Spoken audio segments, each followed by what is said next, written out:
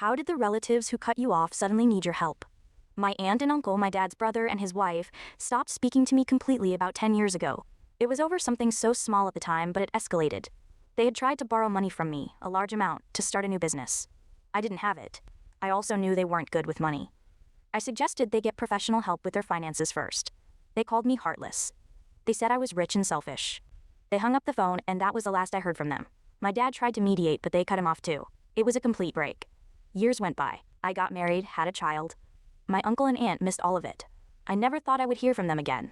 Then, about a year ago, my phone rang late one night. It was my aunt. Her voice was thin, almost a whisper. I almost didn't answer. I thought it was a wrong number. She explained what happened. My uncle had been diagnosed with advanced liver disease. It had come on fast.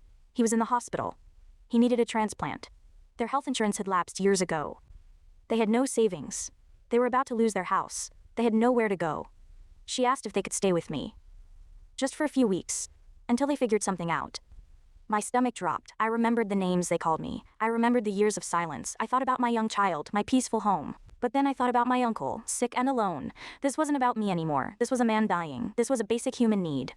I told her yes. I gave them a key. They arrived 2 days later. My uncle was weak, barely able to walk. My aunt looked exhausted. They never mentioned the past fight. I didn't either. They stayed for 2 months. I helped them fill out applications for medical assistance. I drove my aunt to the hospital daily. My uncle got on a transplant list. They found a small apartment through a local charity. The day they left, my aunt just hugged me. She held on for a long time. She didn't say thank you for the house or thank you for the help. She just said thank you for everything. It was the closest thing to an apology I ever got. We talk now. Not often, but we do.